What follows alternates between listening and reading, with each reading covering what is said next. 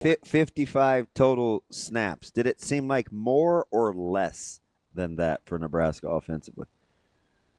It seemed about less, I guess. Yeah, I mean, for so much of that game, they didn't really touch the ball. Because they had a drive that lasted one play. They had a drive that was basically taken up by a block punt.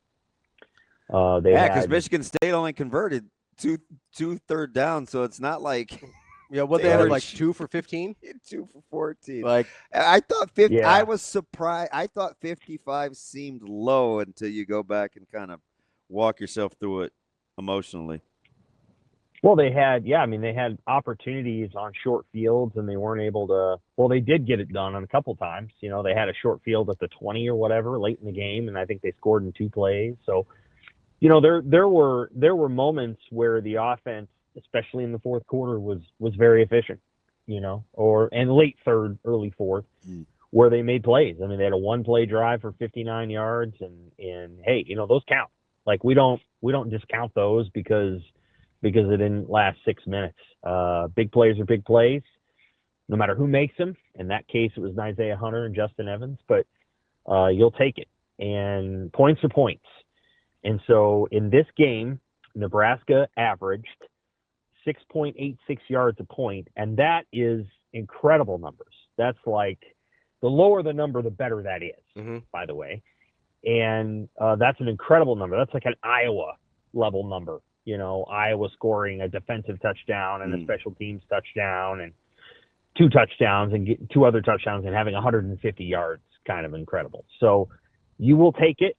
Points are points, and there's things about Saturday that actually lead you to be more optimistic. See, I agree about Nebraska than less. I agree. But the sacks are a problem, and they are a core across the season demoralization thing. And your quarterback can get hurt, and he can't. I'm obviously glad that Dylan did nothing more than his helmet coming off happened on the 1 play. That was crazy. That's crazy. They missed that face mask. Maybe that's what the crowd was booing at. I don't know. Well, the crowd was definitely booing at that, for sure.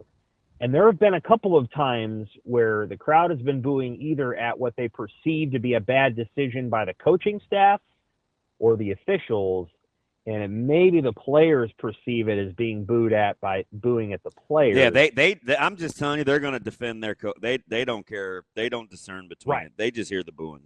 We couldn't care. They couldn't care less. Right. I think in that case they were booing at the refs. Yeah, I'm pro booing at refs for the record. I'm on board for that. Right. So I want to make that clear. And if there's any players listening, we're mostly booing at the refs, just for the record. Now, all that said, it should have been a penalty, and it should have been a face mask. He never should have gotten up. Stay down. Yeah. Like, once the ball is down, especially on 3rd and 27 or whatever, stay down.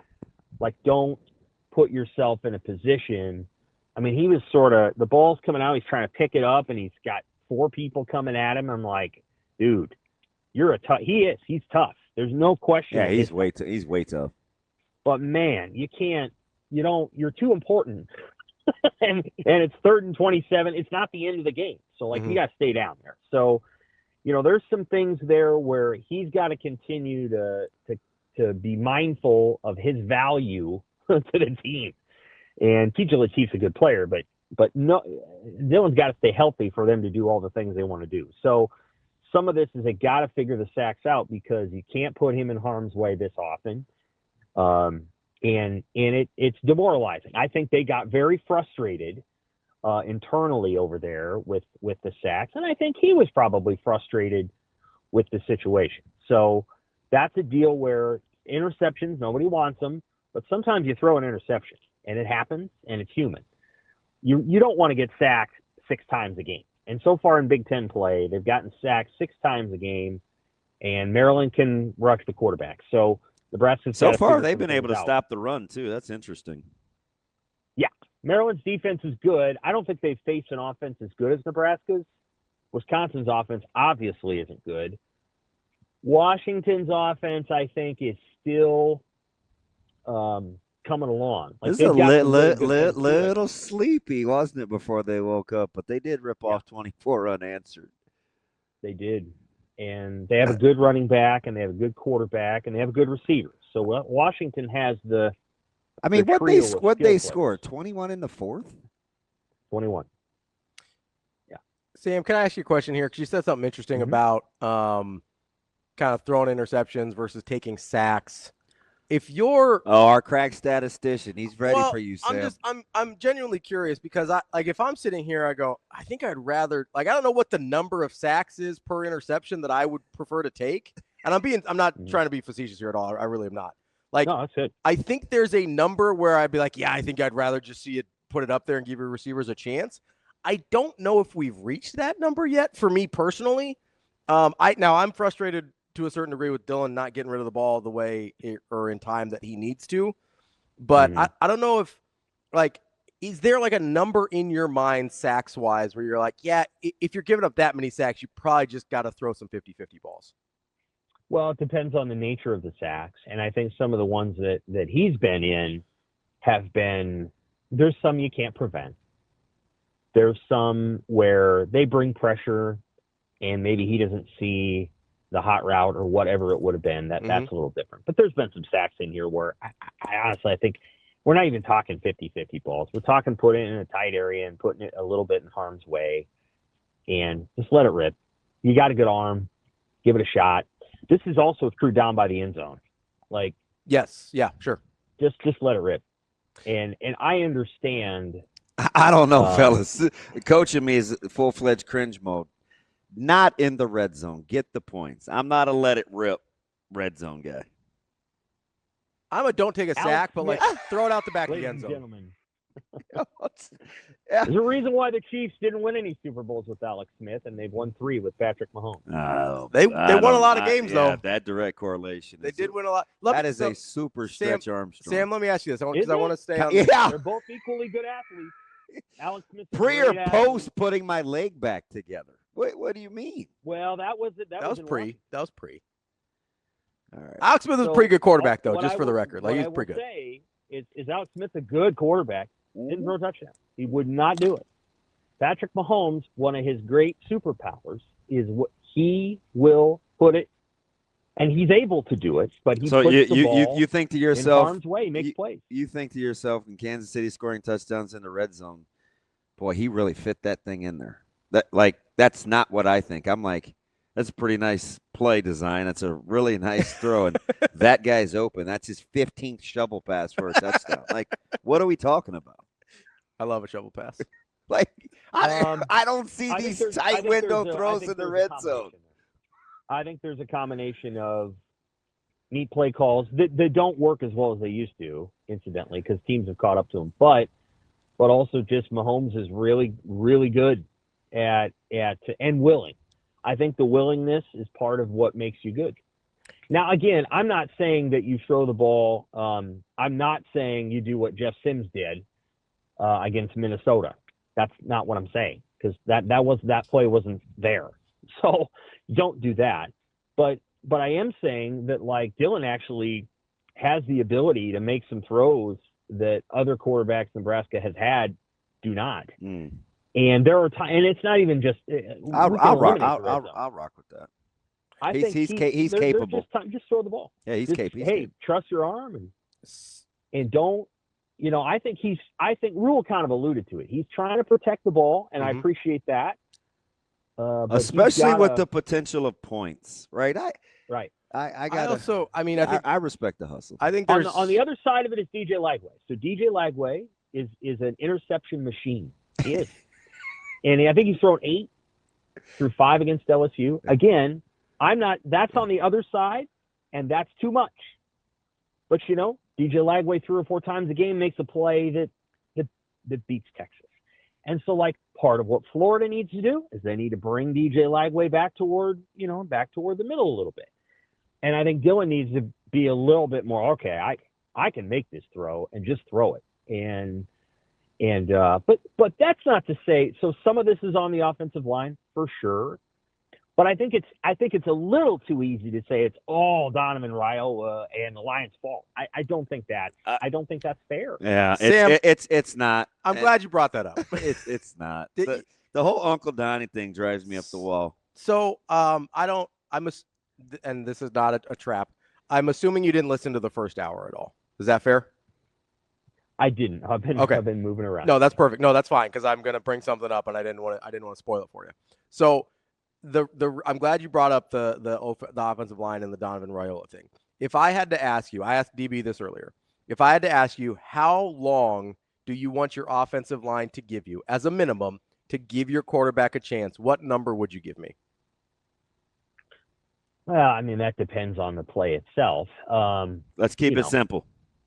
3 or 4 seconds. All right. So I used 3 seconds. I charted this rewatching the game last night. I charted how many times that Dylan Raiola either had 3 or more seconds to throw the ball or he got rid of the ball in fewer than 3 seconds.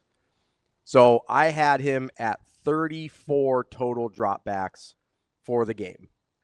In 31 of those, he either had more than 3 seconds or he got rid of the ball in under 3 seconds. He only took 1 sack in which there was less than 3 seconds of time. So, like, when people are talking about the offensive line, and yes, can they get better? Absolutely. Are there some things that I'd like to see a little bit cleaned up? For sure. But this is not what we thought it was while watching the game live. It's not what I thought it was watching the game live. Yeah. Like, it wasn't just everyone else. Like, I was like, hey, I think he's got to get rid of the ball a little bit more, but I didn't realize it was, I mean, we're talking 31 out of 34 and literally just 1 sack when he just did not have time. Yep. I think that's a really good point. And, you know, he had the play, for example, when he did the underhand pass and that was a screen was right on him right away. It was. So, like, I don't know what to do with that one because you're supposed to let that guy go. Right.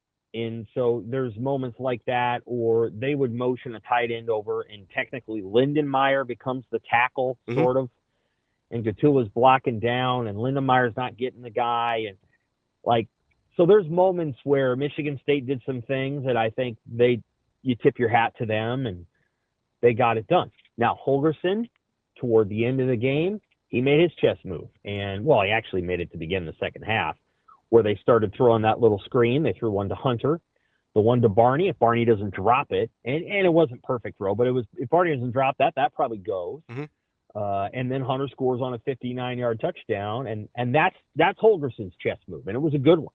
It worked. And so, you know, Nebraska made its moves, Michigan State made its moves, and I think, again, I thought Dana was exceptional halfway through the second half. I thought he was really good. Yeah, so they kind of made their move back. I'm sure there were things in the first half. Again, you got to tip your hat to Michigan State. They did some good things defensively that maybe, you know, frustrated or confused Nebraska, and then vice versa. Nebraska's defense did some things, obviously, to Childs he was confused. He didn't see it very well. There were some open players that he didn't throw it to. Hey, but Sam, let me ask you something about this, because, you know, I'm always interested in, like, the mental part of it and the game within the game. Did you notice how many conversations Childs was having with the officiating crew? I felt like he was rattled early, and he just continued with the back and forth with the officials. I thought it was kind of awkward. Yeah, it was. And then he had, well, everyone saw the late conversation he had with Nick Marsh on the sidelines, but he had other ones too with his receivers. Yeah, I don't think that was his I don't think that was as contentious as people made it out to be. Like that, I think that's one guy encouraging another guy as a competitor that there'll be better days. I didn't have any problems with that. No, I think so. I mean, I think the receiver is saying he's open, and you could have. I don't know exactly what his health. I mean, he went out for a couple different plays. I don't know what his health was fully there in the second half or after he went out again. It was, you know, Nebraska's defense. If I'm Malik Washington, who I think is going to be a real nice player at Maryland, he's coming along. He's a true freshman. You surprised at how little he runs? I get it. He's black. We think that he does, but I'm. He doesn't like to. What? What's wrong with that? Oh, Sam's my boy. Sam, Yeah, I'm a little surprised, but mostly because I don't think you're going to throwing it 50 times in the Big Ten, no matter who it is. Do you know what they ran the ball for against Washington? I don't know, 12 yards. Out of the backfield.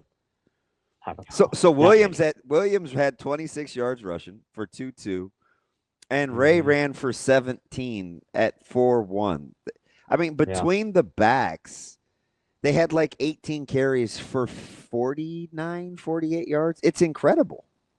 Yeah. So after the game, so I listened to all of the losing coaches' press conferences in the Big Ten. Bless your heart. Me too. While I make food on Sundays. Ravi thinks I'm crazy. Like it's so telling. I listened to the losing ones, not the winning. Anyway, so what he said is that a lot of those plays are RPOs, and Washington needs to is making the decision not to give the ball, and that may be something they recalibrate this week. I really don't think you want him throwing the ball 50 times against Nebraska. I don't think that's going to go well for him. Nebraska is gonna get its sacks, so they'll get one or two of those, but then they're also gonna muddy up the picture. I think Maryland will probably try to run the ball a little bit more. I think everybody's going to try to run the ball against Nebraska, and not just because of Nebraska's run defense. I think at this point, what Nebraska's putting on tape is we don't really want to mess with these guys. I was going to say, aren't they that much deep? And aren't they just avoiding the pass defense as much as anything else? And listen, I think a little bit. If there's plays to be made, it's the secondary and second level fitting in the run game. Like that's kind of been that's the bugaboo. That's the bugaboo. If there's anything. But let me ask you something here, Sam, because this is interesting. Maryland doesn't run it. Malik Washington doesn't really want to run it. Maryland is good against the run so far, right? And we get into the opponents, but good defense. Nebraska is still their top 30. I have to look at it again this morning to see if anything's changed. But yesterday, they're top 31 in points per play given up on defense, and they're top 21 in points per play scored on offense. If those two things remain the same, you're going to win way more games than you lose when you're operating with that kind of offensive and defensive efficiency. Yet when we talk, we seem a little on the negative side. Which do you think, is it sustainable in your opinion? If they can cut down on the sacks, yes. Yeah, I think that's the big one. Is so far, you correct me if I'm wrong, they haven't lost any fumbles on the sacks yet. And he got the one back against Cincinnati. Yep, I think that's correct. They haven't lost any yet, and they got to cut. They got to cut down on those, because I think your quarterback's gonna get frustrated. Well, he can also get rid of the ball too, right? Some of that's on him. It is. Yes, I thought, I think he know. I haven't I get the impression that he knows. DR knows when it's a line thing and when it's a him thing. I also thought, for what it's worth, in the first couple drives he did a better job climbing the pocket. Then he went away from it, and then late he sort of started doing that. Like the more comfortable he gets going forward, that's the key. He's gonna be fine. And he's a tough kid. And we saw that difference from Michigan to Michigan State, where he didn't go forward at all against Michigan. Like it's gonna take a little time, but I think he's aware, and I think it's getting better. Maybe that's more hopeful than thinking, but that's what I saw at least. No, I think that's absolutely right. And he did. He made plays with his legs early. That's why they scored. Do you guys realize he finished in the positive rushing the football? Which is wild. You want odd stat of the year. After 5 sacks, he finished in the positive rushing the football. He did. That's I like the team ran for -15 on the one play, but that's a bad snap. That's a bad snap. That's not on me. Bad snap. It was. I don't know how you. I was like, why? Anyway, so some of it is that I think.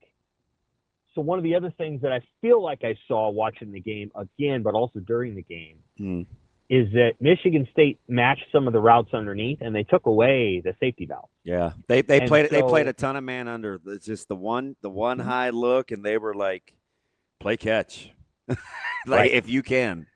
I didn't mind what they did. Throw the ball downfield. I- This is why we got to let it rip, because if they're gonna take away the safety valve, throw the ball. You got to throw. You got to give Dane, somebody, whether it's Dana or it's Dylan, throw the ball to Dane Key and see what he can do. And I don't know that Dane got the ball thrown to him. Maybe once. You got to throw the ball. Like you scheme him into a play. They schemed Hunter into 2 screens, and he did well with both. I mean, the positive though, Sammy Mack, is, I mean, if you're defending Nebraska, who are you trying to take away in the passing game? Like, that's the conundrum. Another 7 guys caught balls today. I mean, am I crazy? I probably try and take Barney away first. I mean, okay. I mean, listen, I get that leaves some. I don't know if there's a wrong answer. I think early on it was Key, right? Yeah, for sure it was Key early. He was the most heralded, and he was the most productive early. But yeah, go ahead. Yeah, go ahead, Sam. Here's the way I would say it. This will sound kind of odd the way I say it, but I think part of what they're trying to take Dylan away, because I think part of what they're doing without the ability to give up the big play. We watched over, these defensive coordinators are like, well, we just watched this quarterback over 4 games pick people apart, and he's doing what he's being asked to do, which is throw it underneath, let guys make plays, make guys miss. Well, we're going to take those guys away, and we're going to make them throw over the top. And it's well documented how good he is against zone. I mean, he's like an 80% plus completion guy. But for reasons, Cincinnati kind of let him do some of that. And obviously Akron and Houston Christian were much problem. And then even against Michigan, I thought he had success, and their defensive coordinator, he is a good coordinator, but he fancies himself a genius. So he was going to mix it up. He wasn't just going to do that. I thought Michigan State was a little bit more, no, we're just going to do what other teams tried to do to you last year. And I think Maryland will do the exact same thing. And I think Minnesota will do the exact same thing. And I think Northwestern will do the exact same thing. So part of it is, I think he's going to get a lot of the same defenses, and Nebraska's receivers need to win, which I think they probably are a little bit more than they're throwing it to him. And he's just got to let it go. He's just got to say, okay, you know what? I'm me. I'm him. And I'm going to make that throw and throw the ball. Wow. So it's interesting. Like he is an excellent quarterback in a number of ways. You could almost say he could stand to be about 3% more reckless, if that makes sense. Like he could really stand to just let it go and like, here's the way I put it. Tommy Armstrong lost some games for Nebraska. He did. He made some mistakes. You know what he did though? He won big games. And part of the reason he did, wasn't he the quarterback everybody dubbed the YOLO guy, because he would try to fit it in there? Yes, he was. But here's the thing: he's the last quarterback to win big games, and the reason he was able to do it, in part because he had an elite confidence in himself. Yeah. And so, who beat Michigan State and Oregon? He did. Who beat Michigan at the Big House? He did. Like, there's something to be said for that. Now, there's other things to be said for the mistakes that he would make. And he probably cost them the game against Iowa in 2015. Maybe so. But he won you games too. And so did Taylor Martinez, who made lots of mistakes and maybe lost Nebraska a few games. But there's 2 sides of that. The thing that Dylan does, Dylan doesn't lose you games. He doesn't make a lot of mistakes. And if he makes a mistake, and said he's almost a little overcautious, but he's got the arm to win you games. And it's not, there's going to come a moment this season where what they need him to do is to trust that he can do the things that he's capable of doing and just go do it. Hey, let me ask you. The throw to Barney, right? Like at the end of the third, that's what you're talking about? Yes, that was a great play. Yeah. Let me get. And he had no choice. It's 3rd and 10. Yeah, got to do it. For it. Yeah. Can't, Emmett Johnson's not getting a first down. It was here comes the pressure. He had to react, and look what happened. He made his best throw of the game. That's what happens sometimes when you don't have a choice and you got to throw it. You're down 7. There's nothing protecting that moment, and he made a play. And that's a lesson of like, when my back's against the wall, look what I did. Now sometimes I just gotta act like my back's against the wall a little bit more often and go make a play.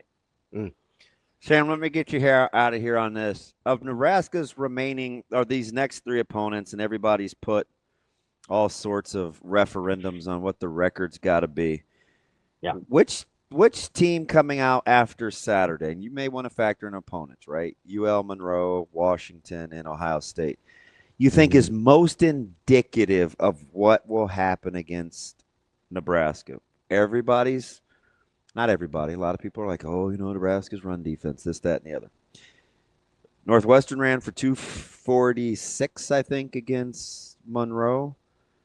Oh, Minnesota goes for 2.7 a carry, I think 68 yards against Ohio State.